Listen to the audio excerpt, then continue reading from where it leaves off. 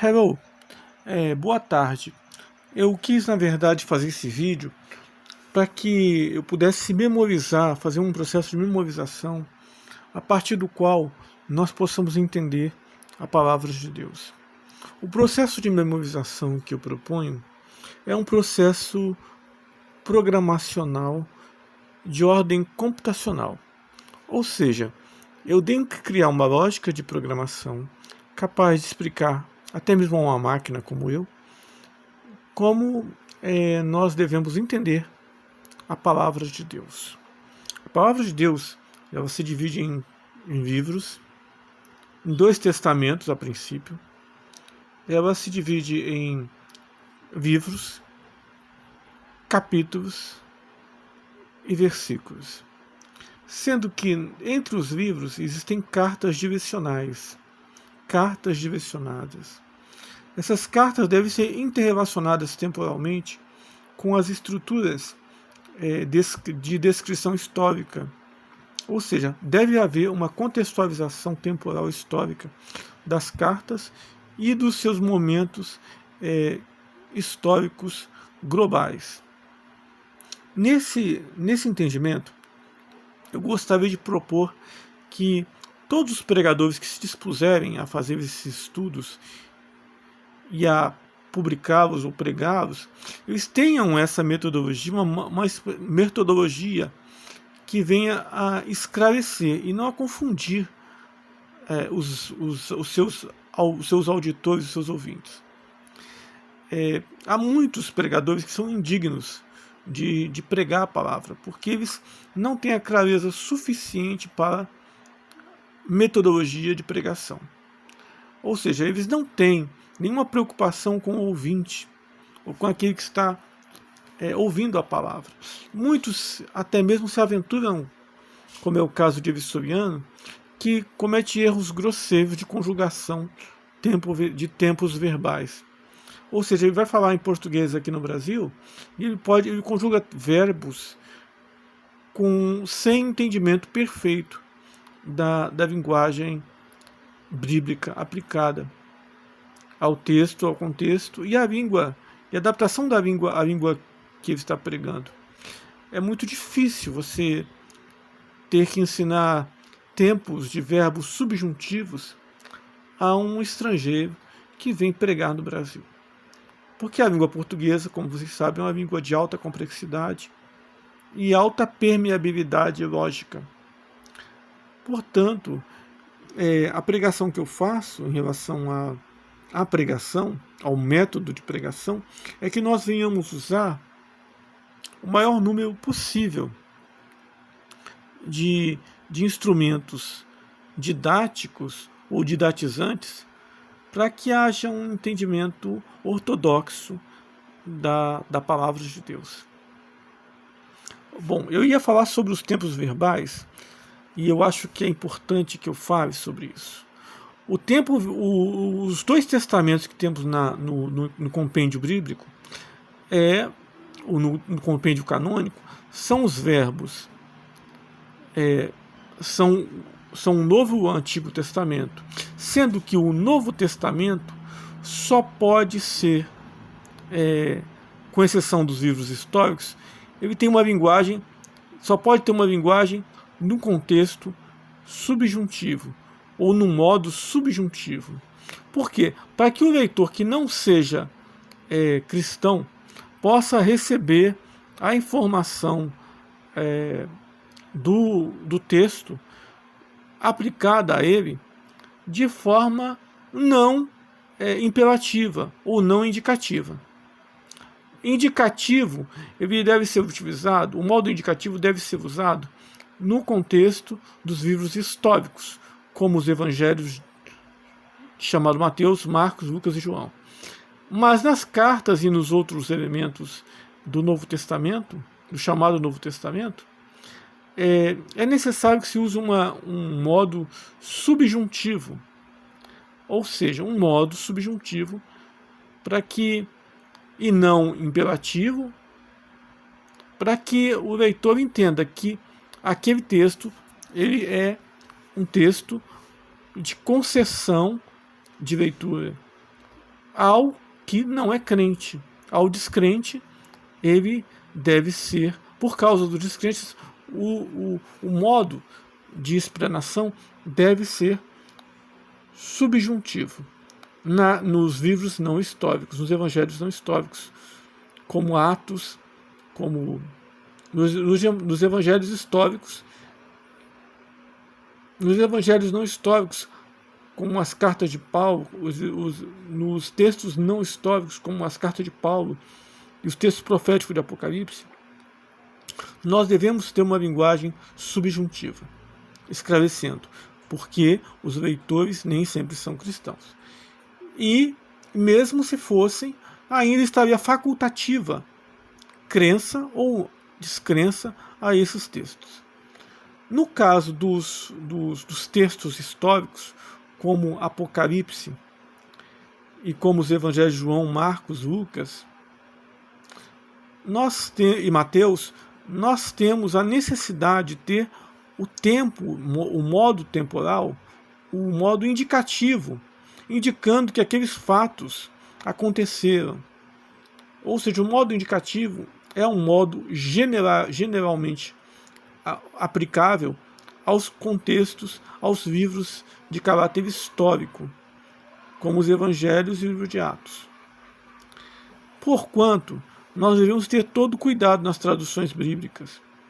E se for necessário, sim, fazer uma nova tradução com esses ajustes, eu peço, meu nome é Giovanni Sacramento Oliveira, eu peço que juntem-se forças para se fazer essa recomposição gramatical, readaptação, esse ajuste gramatical à palavra das Escrituras Sagradas.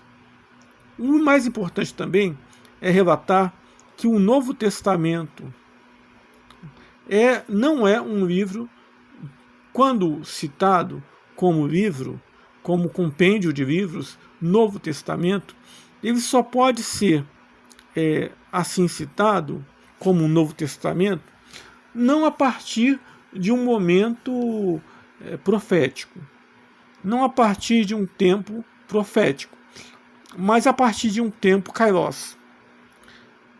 O tempo kairos do grego, o tempo de Deus, para se falar de Novo Testamento, a saber, e exatamente, a decapitação do profeta João Batista. Quando ocorre a decapitação do profeta João Batista, nós temos a finalização do kairos, a lei mosaica. E quando nós temos a destruição do templo de Jerusalém no ano 70, nós temos sim o final de um tempo kairos chamado Templo da Lei de Moisés. Eu vou repetir, se nós definirmos os profetas até João Batista, a decapitação de João Batista na prisão de Herodes é a finalização do tempo kairos, chamado Tempo dos Profetas. E se nós definirmos nós definimos o evento da queda do Templo de Jerusalém no ano 70 como a finalização da lei de Moisés. Ora, nós estamos falando do tempo kairos, sendo que o Cristo no tempo kairos 33 foi crucificado. Nós temos que definir que a graça de Deus, a Igreja de Deus, ela começa sobre a cruz de Cristo. Então, o tempo kairos para o início da Igreja de Deus é um momento em que nós temos o Cristo pregado à cruz do Calvário. E ele quebra o seu silêncio. A quebra do silêncio do Cristo sobre a cruz do Calvário. O Cristo nunca respondeu, mesmo pregado na cruz, nunca respondeu a nenhuma afronta que lhe foi feita. Mas no momento em que nós temos o nascimento da igreja sobre aquela cruz, nós temos um momento em que o Cristo, ele é efetivamente transpassado pela lança do espadil, pela lança do soldado romano que atravessa o seu coração. Naquele momento, o Cristo se torna o consumador da salvação da humanidade. Porque naquele momento o seu coração é rompido pela ponta da lança do soldado romano, e dessa ferida sai o sangue da vida, que é o sangue do Cristo verdadeiro, e a água da vida, que é a água da preura pneumonal do Cristo verdadeiro. Naquele momento, o Cristo ele é imolado por aquela lança que atravessa o seu coração. E naquele momento, é um momento profético, kairos, exato, em que a Igreja de Cristo nasce. Ora, em que momento também nós temos o Cristo manifestado como Cristo já ressuscitado? Em que momento nós temos sobre a cruz o momento do nascimento da Igreja de Cristo? Eu creio, pela minha fé, que o momento em que a Igreja efetivamente nasce é o momento em que Dimas, o ladrão da cruz, ele é convencido, movido pelo Espírito Santo, na presença do próprio Cristo, de que aquele diante dele é o Filho de Deus. E que aquele, por ser o Filho de Deus, ele é o próprio Deus, que está manifestado, preso naquela cruz. Dimo, reconhecendo a divindade do Cristo que está sobre a cruz, ele envolve-se de amor pelo Cristo e reconhecimento da sua divindade, e move a sua palavra em direção ao Cristo, dizendo: Senhor, lembra-te de mim quando entrares no teu reino. Ora, o Cristo diz: eu ainda hoje te digo que tu estarás comigo no paraíso. Quando Cristo pronuncia essas palavras a Dimas, o Dimas, um ladrão digno de morte, reconhecedor da sua incapacidade de ser salvo, apropria-se daquela palavra oferecida a ele como salvação. Então, é um momento em que o Cristo ele abre mão da sua condição de Deus sacrificado na cruz e se apropria da oportunidade de salvar a alma de Dimas, o ladrão. E Dimas se apropria da palavra de Cristo. Nesse momento, nós temos a efetivação da primeira conversão da Igreja de Cristo. Ora, quem é o primeiro, então, crente da Igreja de Cristo? Quem é o primaz crente da Igreja de Cristo? O nome dele é Dimas. O nome dele é Dimas. Qual é a profissão desse crente? Ora, ele é um ladrão condenado à morte.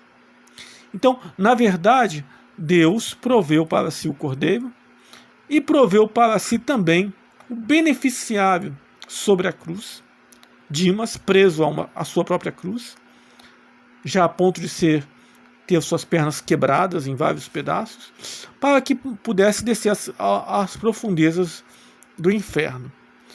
Então, naquele momento, o Cordeiro de Deus, na mesma condição que o seu beneficiário imediato, que a sua igreja pregada na cruz, Dimas, ele concede a Dimas o benefício da sua morte. Nós temos então nesse momento a conclusão da obra redentora e salvadora de Cristo, que a partir daquele momento eleva os seus olhos ao alto e diz: Pai, a ti entrego o meu espírito. E naquele mesmo momento ele abaixa a sua cabeça e morre. Ele expira, ele entrega a sua vida à morte. porque era impossível que a morte o tragasse, por ser ele filho de Deus e não tendo pecado, não teria ele, a morte não teria nenhum poder para tragá-lo, tendo ou não, porque Deus não pode pecar, Deus não pode ser acusado, e na condição da sua divindade, ele não morreria nunca. Então ele entrega a sua existência, a sua vida à morte, para depois, como ele mesmo afirmou, torná-la a tomar de volta. Agora levando também a alma de Dimas, o cativeiro, pois descendo à mansão dos mortos, pregando aos lugares tenebrosos da mansão dos mortos, trouxe a alma dos descrentes, dos que não o conheciam, e por 3 dias manifestou-se ao submundo, o mundo dos mortos, o Hades, para conduzir as almas dos justos aos céus e à conversão do seu poderoso nome, que é Jesus Cristo. Agora, o Cristo ressuscitado dos mortos. Agora, Cristo Jesus. Como Paulo define, Cristo Jesus ressuscitado dos mortos. Ele, então, agora, uma vez ascendido ao céu, junto com a multidão dos mortos do cativeiro resgatados, ele tem agora o poder de se apresentar diante do Pai, ao 3º dia. Ao 3º dia, ele tem em si mesmo o poder de se apresentar ao Pai e aspergir 7 vezes o seu sangue sobre o lugar celestial, onde antes outrora Satanás se apresentava contra os filhos de Deus para os acusar perante a face do Senhor. É importante que nós tenhamos entendimento de que esse caminho é o caminho do Senhor. Um caminho de rapatzo, que do grego seria rapto, daquilo que estava perdido.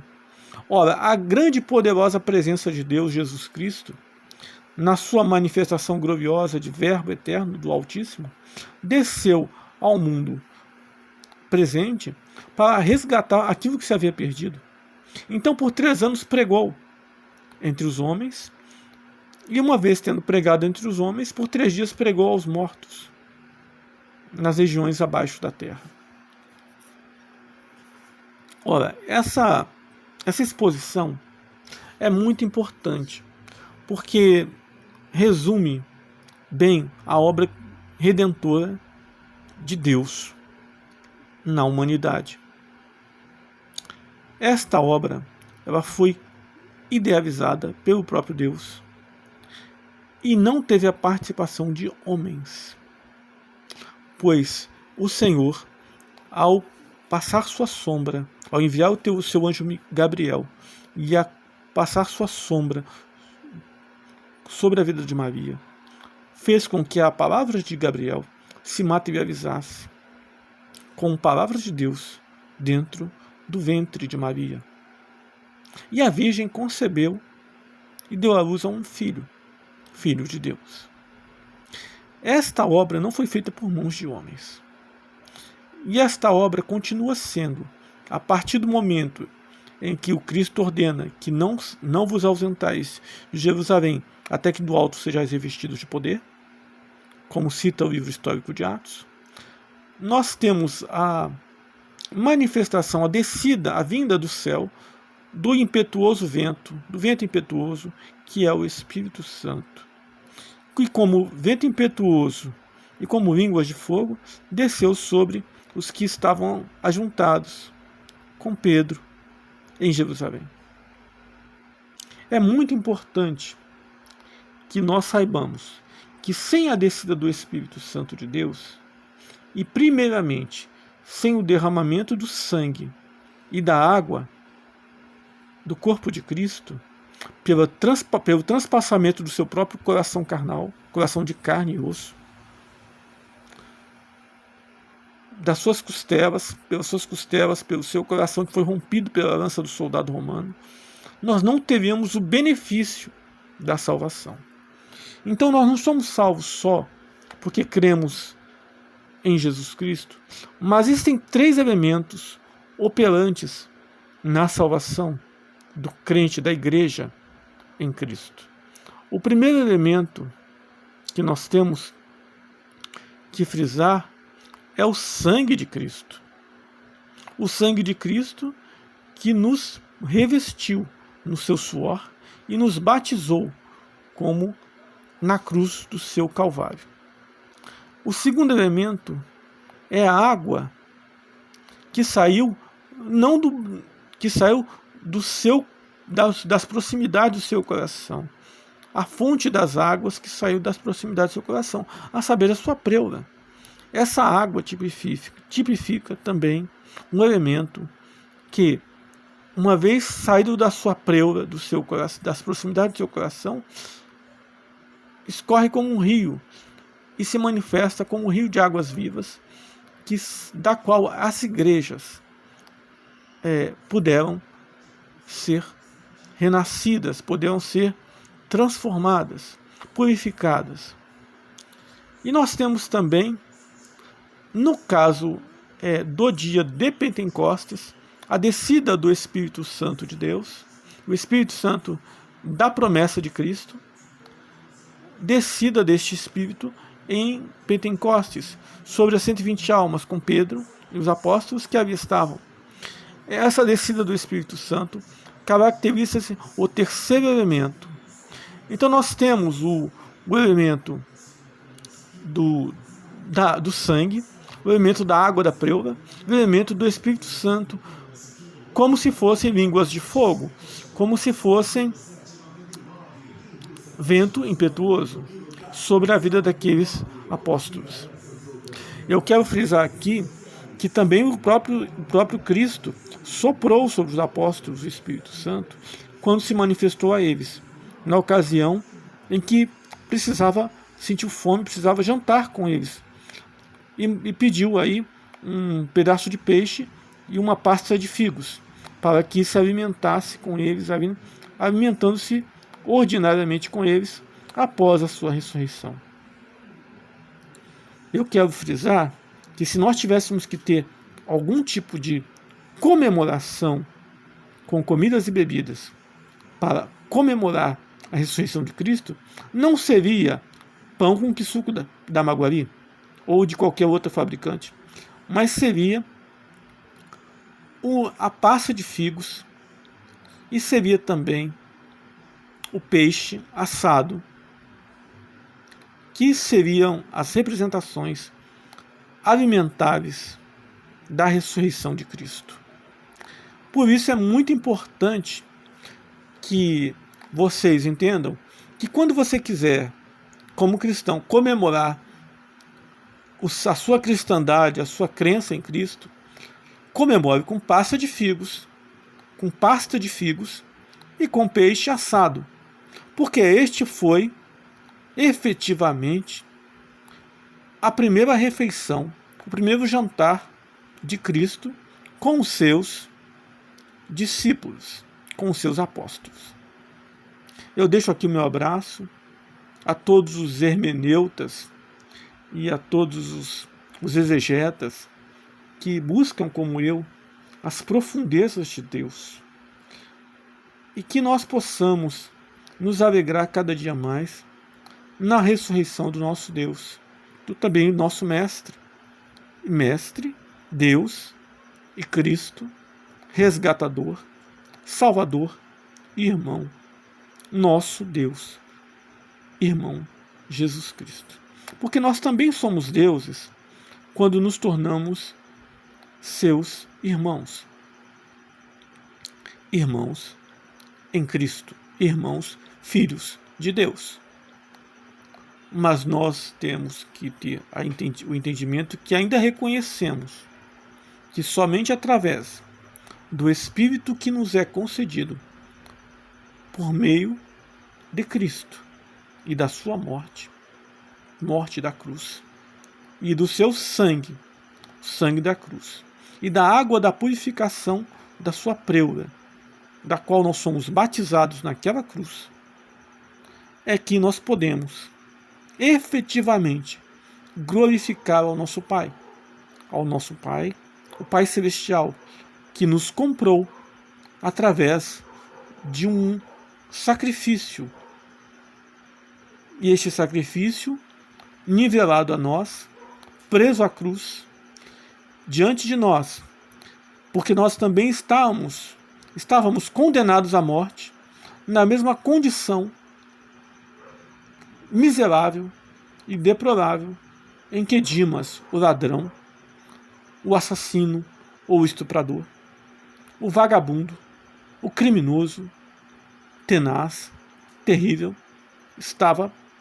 E nós temos que glorificar ao nosso Pai, porque no reconhecimento de que nada somos, no reconhecimento de que somos apenas objeto de todo amor e de toda misericórdia do nosso Pai, nós temos que reconhecer a nossa fraqueza e a nossa impossibilidade de sermos justos em qualquer nível, porque a única justiça que nós podemos proclamar é o nosso Deus, o Cristo, feito em nós, pecador, condenável à morte, ladrão, assassino.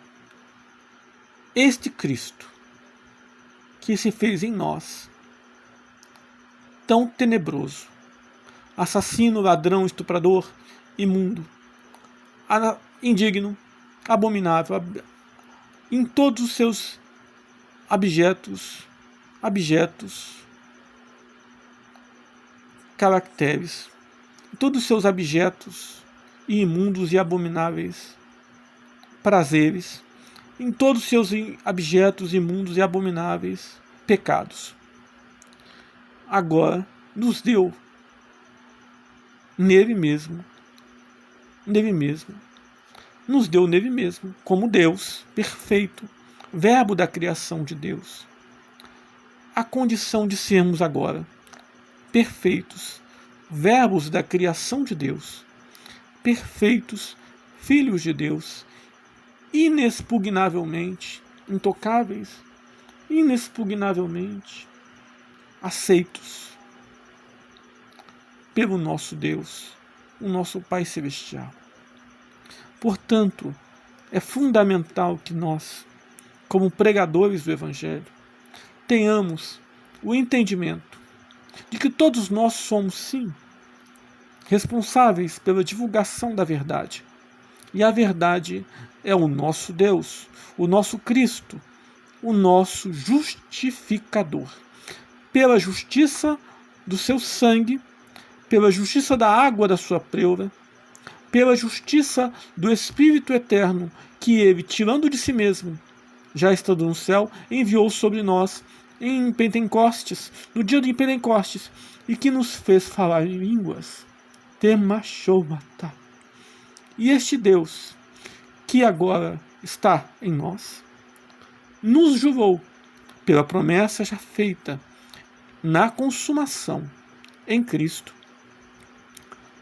a Abraão, nos conduzir a um corpo incorruptível, em que nós não tenhamos mais o sofrimento e as lamentações humanas, que tanto nos afligem, como, por exemplo, as enfermidades, que, como nós estamos agora com problemas já de ordem física, cegueira, diabetes, inflamações, inchaços, dores, febres, aleições, quebras de corpo, quebras de mente, rupturas e corrupturas em nosso corpo, alma e espírito, muitas vezes causadas por violência, por maus tratos ou por algum tipo de sofrimento que nos foi imposto.